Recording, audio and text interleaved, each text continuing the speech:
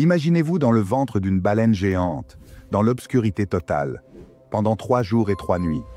C'est exactement ce qui est arrivé à Jonas, un homme qui a osé dire non à Dieu. Mais ce que vous allez découvrir aujourd'hui va transformer votre compréhension de la miséricorde divine et de l'obéissance. Cette histoire biblique extraordinaire nous révèle comment Dieu peut transformer nos plus grands échecs en victoires éclatantes. Si vous traversez une période difficile, si vous avez l'impression d'avoir désobéi à Dieu, ou si vous cherchez un miracle dans votre vie, cette vidéo est pour vous. Restez jusqu'à la fin, car je vais partager une prière puissante qui va changer votre perspective sur les plans de Dieu pour votre vie. Avant de commencer, si cette chaîne vous inspire dans votre marche avec Dieu, n'hésitez pas à cliquer sur abonner et sur la petite cloche pour être notifié de nos nouvelles vidéos bibliques. Un petit like nous encourage énormément à continuer à partager la parole de Dieu avec vous. Et surtout, laissez-nous vos témoignages et vos demandes de prière en commentaire.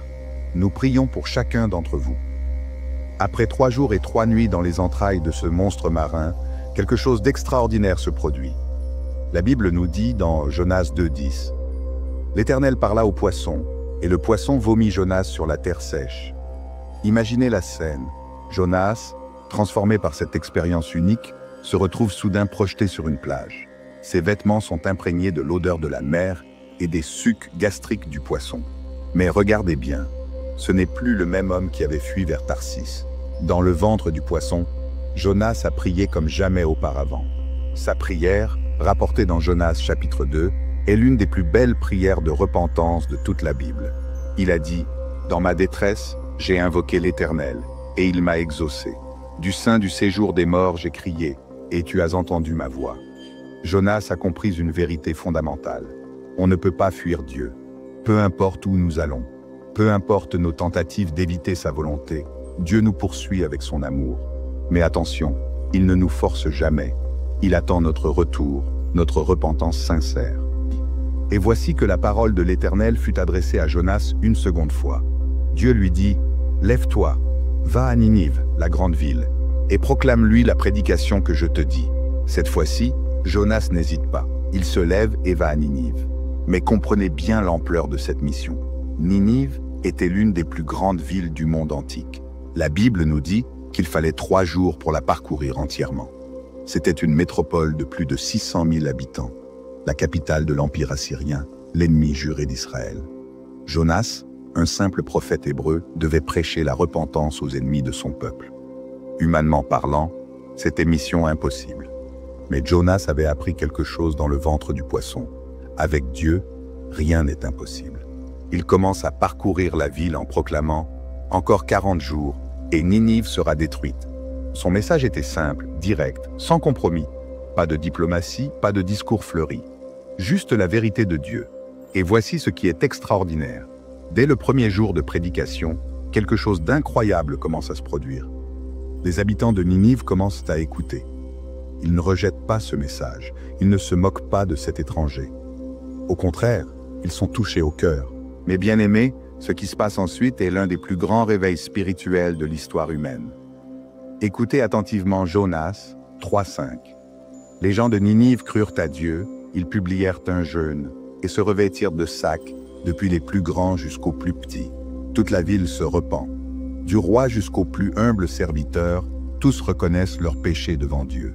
Le roi lui-même descend de son trône, ôte ses vêtements royaux, se couvre d'un sac et s'assoit sur la cendre. Il proclame un édit dans toute la ville, que les hommes et les bêtes, les bœufs et les brebis ne goûtent de rien, ne pèsent point et ne boivent point d'eau. Que les hommes et les bêtes soient couverts de sacs, qu'ils crient à Dieu avec force et qu'ils reviennent chacun de sa mauvaise voie et des actes de violence dont leurs mains sont coupables. Pouvez-vous imaginer? Une ville entière de 600 000 habitants qui se repent en même temps. Même les animaux participent au jeûne. C'est un miracle sans précédent. Et voici la beauté de Dieu. Dieu vit qu'ils agissaient ainsi et qu'ils revenaient de leur mauvaise voie. Alors Dieu se repentit du mal qu'il avait résolu de leur faire et il ne le fit pas. Dieu pardonne. La ville qui devait être détruite est sauvée par sa miséricorde.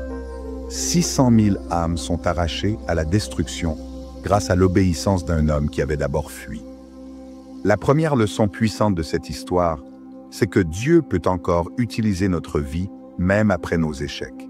Jonas a fui, il a désobéi, il a causé une tempête qui a mis des innocents en danger. Mais Dieu ne l'a pas abandonné. Combien d'entre nous pensent qu'il est trop tard, que nous avons trop péché, trop désobéi, trop fui Dieu?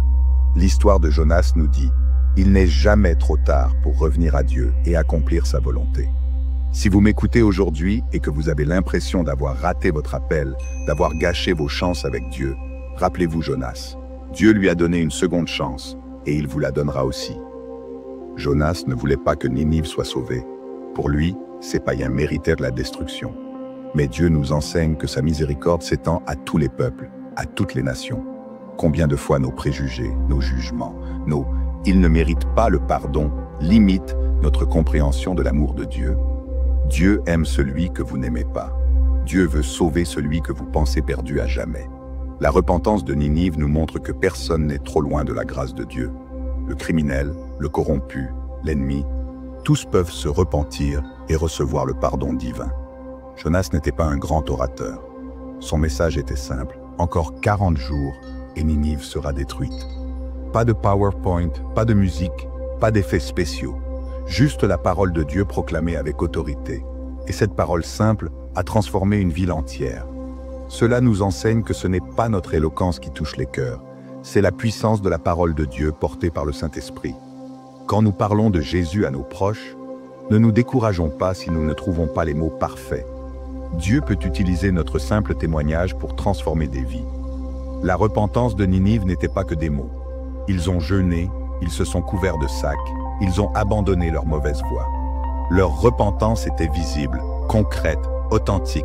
Aujourd'hui, beaucoup pensent que dire « pardon » suffit. Mais la vraie repentance produit un changement de vie. Si nous nous repentons sincèrement, nos actions doivent suivre nos paroles. Le roi de Ninive a quitté son trône pour s'humilier devant Dieu.